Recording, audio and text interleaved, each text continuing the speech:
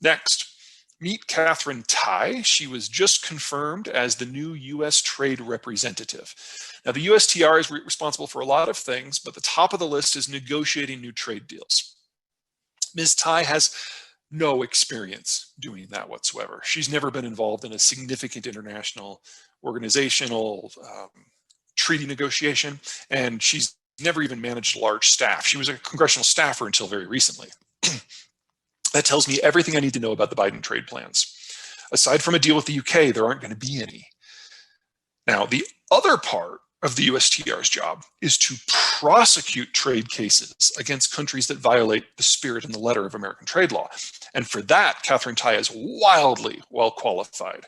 She worked for the USTR office under Obama. Her primary job was to sue China. I think you can see where this is going. The goal here for the Biden team is not to expand the trade system, but to concentrate it and sue the hell out of anyone who doesn't agree with American law. Next up, Europe. You guys remember a few years ago when the Californians and then ultimately the federal authorities sued BMW and Volkswagen for cheating on air emissions tests? Basically, the Germans had specifically designed their vehicles to detect when they were being tested for smog and to change the way that they operate so they could fool the test. That's actually not illegal in the United States, but it is illegal in Europe. So the Europeans were sued in European courts by American jurisprudence. And of course, the Americans won because the Germans actually had been lying. Some version of that is about to happen with human rights as regards the Chinese and as regards the Russians. We're going to use European law to sue them in their own courts for violations of their own laws. At the same time, we're going to have a trade war. Relations with the Europeans are going to hit a new low. There is no sign that the Biden administration is looking to shore up the alliance system in any meaningful way. Our relations have been diverging for a while now, and it will be under Biden that we experience a formal breach because no one can say, oh, this is just Trump. If somebody who's been involved in American politics for 50 years, who is the anti-Trump, is the one who makes these policies happen, this is real and this is permanent. And then finally, there's China. The relations with the Chinese are getting ugly very, very quickly. We have a lot of things that are going horribly wrong. On his way out the door, Donald Trump rolled a couple of grenades into this relationship. He called what was going on in Zhejiang a genocide because, you know, it is. And he said that any American diplomat at any level can go to Taiwan without needing prior approval and can do so as a formal representative of the US government, which is about that far away from formal recognition. His first day on the job, Trump's policies were reaffirmed by incoming President Biden. Biden also reaffirmed every tariff and sanction the Trump administration had put on any Chinese entity. That includes sanctions on the Chinese equivalent of Chevron. We now have new policies on Hong Kong and Tibet. In his first week, Biden ordered 2 American aircraft carrier battle groups to sail through the South China Sea and do military exercises within sight of the islands that the Chinese claim. And then there's also Catherine Tai, who is Taiwanese. The Chinese perceive this as a full court press, and they are not wrong. And don't forget about developments on the other side of the Pacific. What growth the Chinese had in calendar year 2020 wasn't from consumption. It wasn't really from exports. It was mostly inventory builds. It's like end-around style growth. That's not sustainable and that's not healthy. In addition, Chinese know that their demography is sharply terminal, and they know that their economic model is collapsing. So they are closing ranks, they are demonizing outsiders, and they are hunkering down for a Maoist-style political collapse, hoping that they can hold the line for a Maoist-style dictatorship. American and Chinese officials are exchanging barbs in Alaska as we speak. Things do not seem to be going well.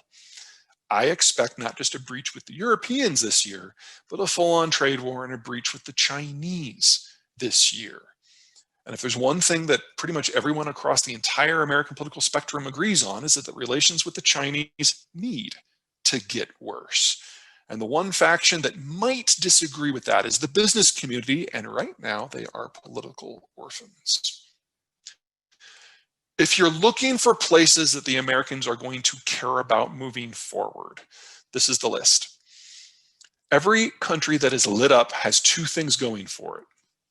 First, they've got positive demographies, which suggest consumption-based growth is possible for at least another 30 years. Second, they have relatively easy access to energy supply, so they can keep the lights on in a world where the US isn't patrolling. What's different about the two colors is that if you're in blue, you really don't have any significant security concerns, internal or external, and if you're green, you do. Now, we're all aware of what the murder rate is in Mexico and how the drug war is nasty. They're still blue. That gives you an idea of where the threshold is. If you're looking for countries that are going to need to be defended, that the US is going to care about, this is probably the whole list. A few quick call outs. First of all, Western Hemisphere is going to kind of have a cordon sanitaire. The US won't allow anyone from the outside to play. Mexico obviously is our firmest partner in this. Second, Southeast Asia, relatively positive demographies. They have most of the resources they need locally. And as the Chinese system and the Northeast Asian system breaks down, these are the logical beneficiaries. And then third, it's worth taking a good close look at Southeast Asia. India is never going to be the next China, but India is also not going to disintegrate like China is. That doesn't necessarily mean it's going to be an ally, but it certainly can be a partner moving forward. I mean, the solution here is shockingly simple. We need immigration reform, but that's a congressional prerogative. We haven't had meaningful immigration change in this country since 1986. The category of asylum is one that was included in that law because it was Cold War propaganda. People who were basically being invited from the former Soviet Empire to the United States so they could get preferential treatment. Obviously, the Cold War ended a while ago.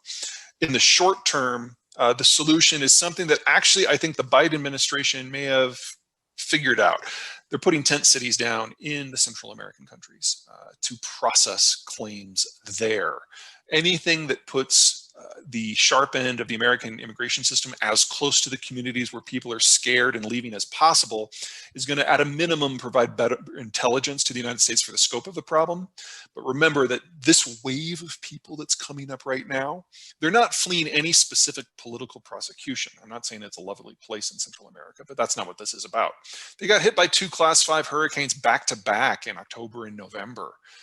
It takes 2 months to walk to the border. There literally is nothing left in most of Central America. These people have had better medical care and better food and better security while walking through Mexico for the last 2 months than they have at home, which means that they were going to come no matter what happened on November 6th. We need a policy that addresses for that.